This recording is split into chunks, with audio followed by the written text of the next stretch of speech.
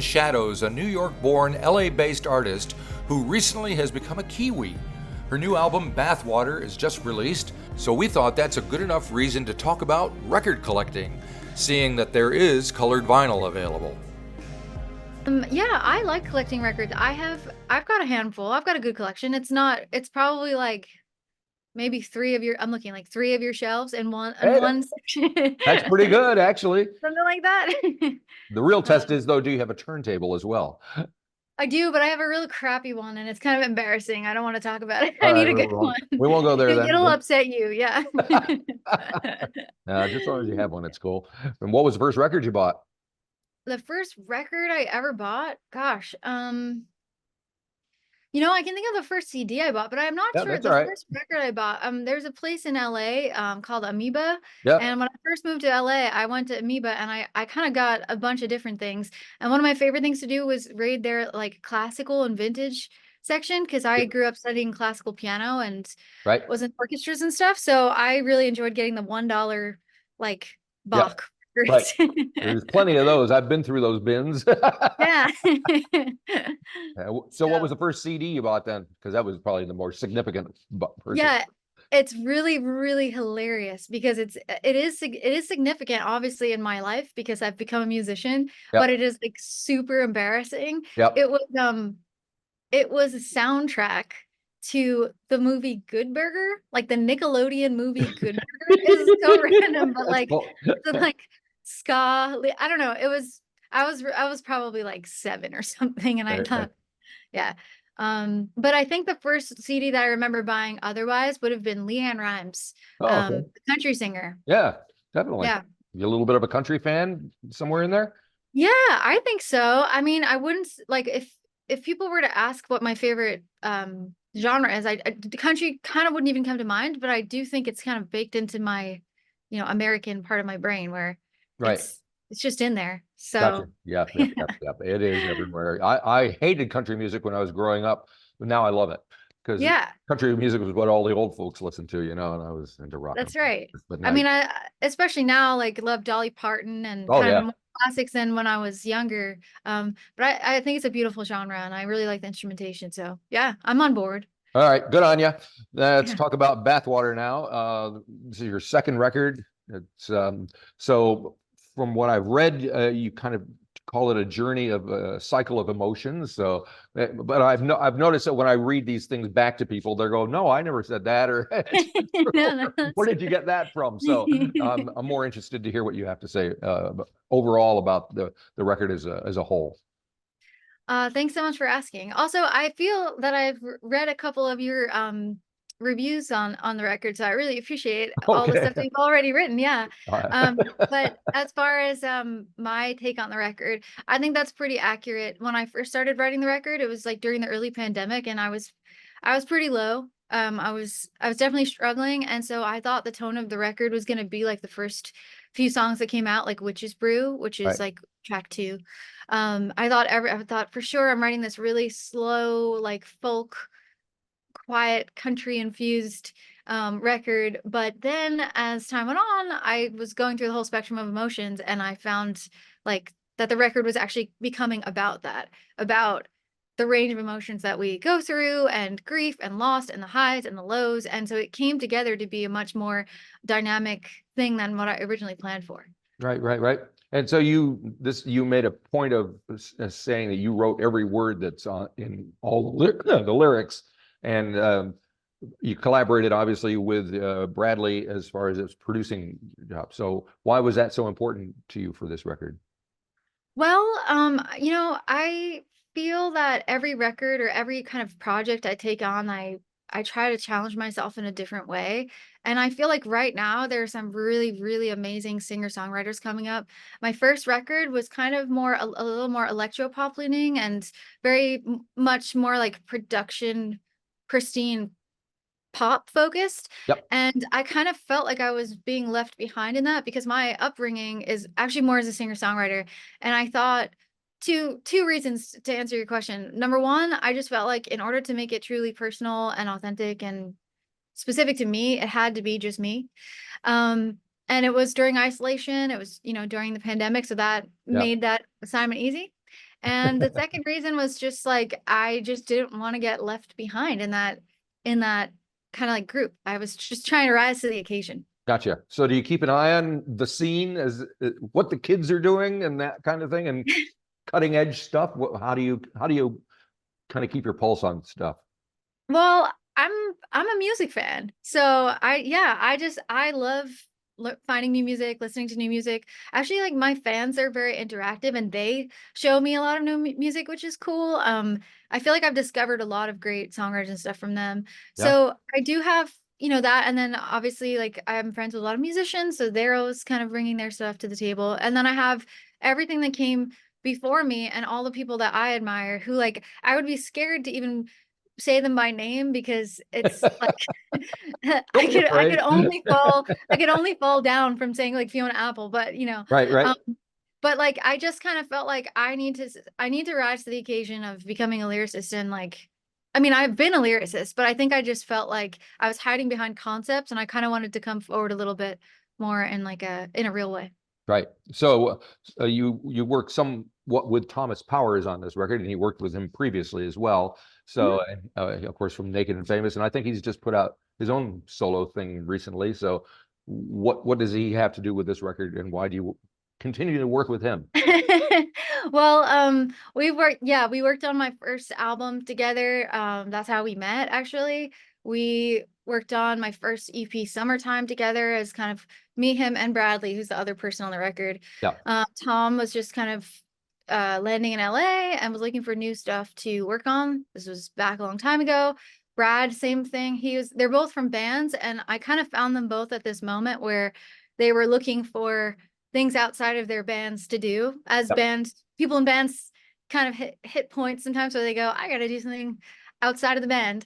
So I was kind of in the right place at the right time, and Brad and Tom with my early music kind of came in and worked on it. And so with this record, I did it with primarily with Brad. We co-produced it over Zoom and co-wrote it, so we would basically start the compositions together and then I would kind of put them on mute and then work on my part and then send stuff back over Dropbox. And then Tom came back kind of, Tom's a really, really great editor and a great finisher.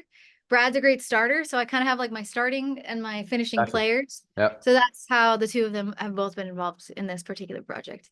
Well, I am interested in the Zoom creative process because it's something that's like you said, it's born out of necessity Mhm. from distance and pandemics and things like that. So for you, what are the pluses and minuses for working over Zoom?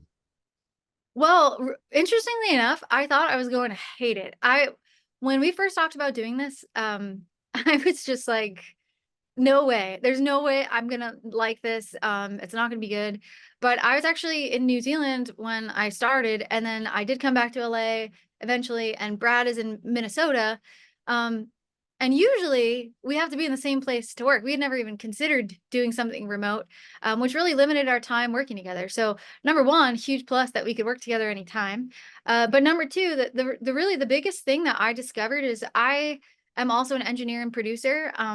So when Brad and I work together, we typically like only one of us can be at the computer at once, and I'm kind of in the corner of the room, like singing quietly. But this actually created the space for us to um, have a little bit of our own time to do things and to really focus on things. And we both had computers. So I had Pro Tools open, he had Ableton open, Uh, and I would send him a guitar and he would put it in, he would work on the drums, send it back. Then I would work on the vocals, send it to him. So it actually created this like amazingly streamlined system where we joke now that we'll only work that way even if we're in the same town. But yeah, really unexpected success for us. that's very good explanation because I had no idea how it works. You know, if you're like singing to each other over Zoom, obviously you're trading files, but kind of creating it in real time as you're talking to each other. Is that how it works? Well, yes and no. Exactly. It's kind of hard to explain because there's different ways to do it, but Yeah. I'm actually quite shy, even with people that I love working with. So he'll like, for example, like there's a song called Little Rituals. Like I sent him the guitar loop that starts off the song. That's me, and then he added a little retro effect to it and kind of made a beat and added the bass, and then he sent it back to me, and I went on mute and I wrote all the vocals and I arranged all the vocals and recorded my stacks of vocals. And then I sent it back to him. But while that was happening, he was on mute. So he actually had no idea what I was singing. He didn't know what the words were. He would see me for 20 minutes, like off screen, kind of doing something, but he wouldn't know what I was doing until he received the Dropbox file. And he'd be Right. like, "Oh, so cool!" Like it was kind of an exciting Right. mystery what's happening, but I could always hear him. I'm missing the waves, I'm missing the waves. I wanted to crash. Oh, take my pain away, take my pain away. Wait, give it all back. I want it all back. I want it all back. I want it all back. I want it all back. Basically, what we would do is we would get the track going to a point where it would work as a loop. And once I felt like the loop was giving me a mood and some emotional support for the lyrics, I Yep. kind of went, be right back. And I would download that loop, drop it in, and work on the skeleton structure of the chords and the basic beat. And Right. then while I was doing that, he would be expanding the track. And then usually at the end of the day, we'd wrap that up. And then I'm the person that actually finishes everything, puts it all together, and sends it off. So yeah, it was very collaborative.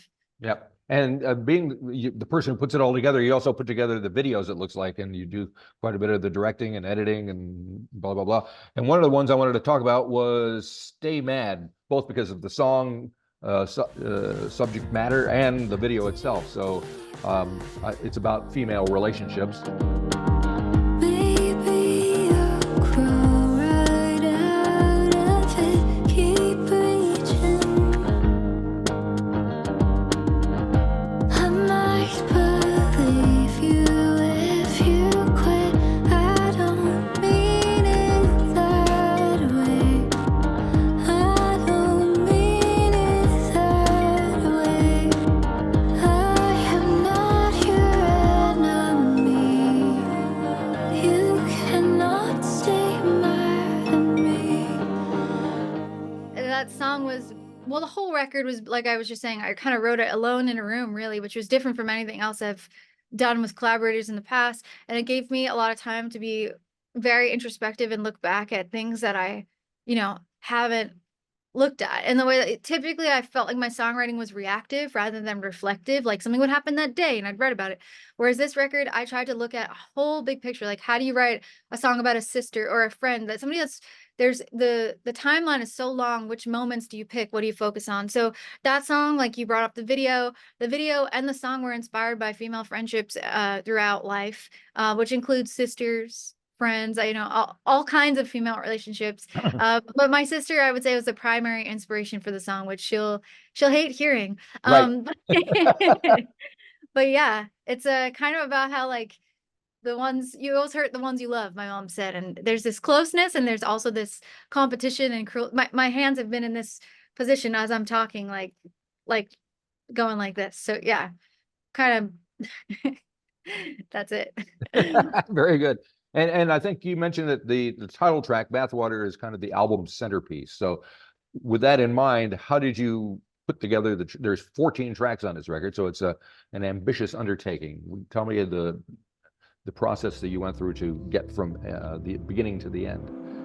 Pull the car over the wildflowers, cut them with scissors on the side of a road.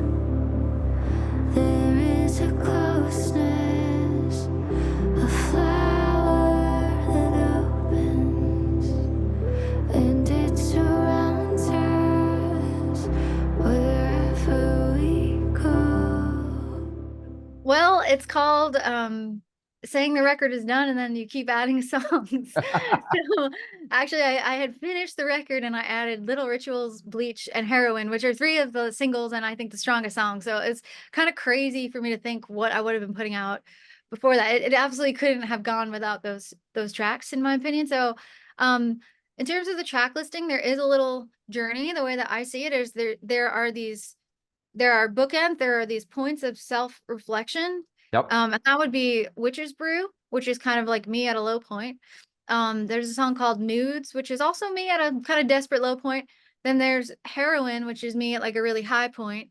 And then the closing track is called Apocalypse Love Song, and I would say that's the leveled out point. Oh, and I skipped Little Rituals, which is again kind of at that place between longing and wanting excitement, and also like even missing sadness, which is a strange thing to say, but when you feel a little numb, life to me as an artist is very boring. So that's kind of the structure of the album. It's a little bit of like a hero's journey, and then Right. in between are our songs, reflections on other people and all these memories that people that have shaped my life, important people that have shaped my life. And so Bathwater specifically is a song that I wrote about my mom. Ah, Uh, yeah. yeah. And I, it's another thing that I find fascinating is the relationship between mothers and daughters as well, watching from afar. Like, Yes. it's a way different thing than anything I can, yeah. Yeah. It's special. So Apocalypse Love Song, it sounds like there's a really lovely violin being played on there, I think, and somewhere else throughout the record. So what other people do you have playing on the record besides yourself and Bradley?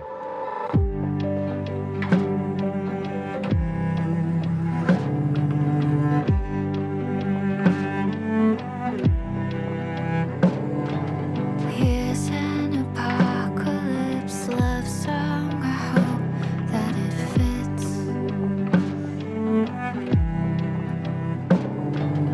Post empathetic, pathetic, and apathetic. Oh, it is what it is, and that's it. And so there are a couple of songs with string arrangements. The song you just started, that one is a cello, but there is Okay. a violin. You're right. Yeah. The violins are on Witch's Brew. Right. That is played by Peter Lee Johnson, who's a really great violinist and an old friend of mine. He has gone on to be very successful as a violinist and producer. He works for like Ariana Grande and The Weeknd and stuff. And then the cellist is my friend Jake Saunders, who is my childhood friend, actually. Speaking about memory and reaching back, who is just a really talented cellist from Idaho, in the United States. And he I wrote all the parts because I was saying earlier my background is classical music, and I actually used to play violin poorly, but I sat in with orchestras and stuff. Yeah. So Jake is a great addition to the team, and it was cool having somebody that I met at music camp from childhood on my record. And then I also have Joey Howard playing bass on I think most of the singles, and Joey is the touring bass member of Paramore. Oh, Touring okay. bass, Yeah, very which good. was really, really a privilege and very exciting. We met during the pandemic, so yeah, he was looking for stuff to do. A lot of people were looking for stuff to do during the pandemic, and it's kind of, created opportunities that never would have come up otherwise, it seems like. Yeah, my last record was really just me and the producers, and this time I was like, I really want to reach back into my sort of musical background and bring in real musicians that are like infinitely more talented than myself in like in a very traditional way. So yeah. Right. And do you do live shows? I haven't seen any listings of anything, so. I do actually. My first like major tour was canceled in 2020. Yeah, 2020. And then my first album came out in 2021. And actually at that point, it was still there were still a lot of cancellations and stuff. Sure. And I had started writing this album. And so I went, I think I'm gonna just roll this through and see what happens. So I've been waiting until this point, and I'm actually literally in meetings for that right now. So I'm Ah. hoping that I'll have some announcements soon. Okay, But yeah. so without giving too much away or whatever, how do you see presenting this music in live form? You're gonna have a band? Is it solo? A lot of backing tracks? How would you do it? I definitely would love to have a band. That's what I've done in the past. Yeah. I love having musicians on stage with me. That's where the fun of it is. Sure. I hate being alone on stage because I'm super anxious and I have stage fright, which calms down by like the fourth show of the tour, but it's still like so much more Yeah. exciting to have the bandmates. So I'm certainly hoping to have other people performing with me. Yeah. Nice. And well, hopefully you'll be back here in New Zealand to do that then. Yes, I am definitely planning to be back in New Zealand later this year. I'm hoping that I can bring my show there by that point. I was there earlier this year, so I'm going back in later this year. I'm kind of I'm kind of summer hopping or spring hopping, spring summer hopping, because I Wise get move. like seasonal depression. So I'm I try to, get there at the sunniest times. Yes, and well, times are going to be kind of strange in the States later in the year anyway, aren't they? That's for sure. So I might just be there sooner than I expected. Fantastic. Well, hopefully you're welcome to come and play the piano up here if you want and do a little video thing if you get the opportunity. So Thank you so much. throw I that was out just there. noticing your piano back there. It's really nice. Yeah, So I cool. just had it tuned, so it's ready to go. Oh, nice. And so you do like people come through and do little live performances. Yep. Very cool. Yeah. So Awesome. very good. All right. Well, thank you so much for spending time explaining everything to me. And we have the accent that we can understand each other. So that's always Yes. I know.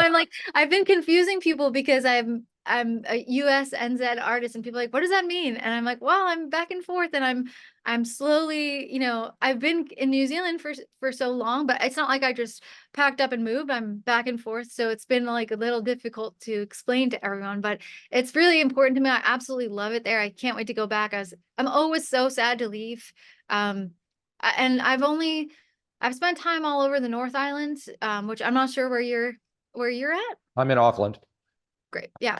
So, oh yeah, you said that earlier. That's true. I figured, but I don't know. Sometimes there's a Wellington crowd too. Maybe I spoke to the other day. So Oh, cool. Yeah. But yeah, I can't wait to come back. All righty. Well, we'll see you then. Thank you very much and good luck with everything. Thanks so much, Marty. Great chatting. Hey, bye-bye.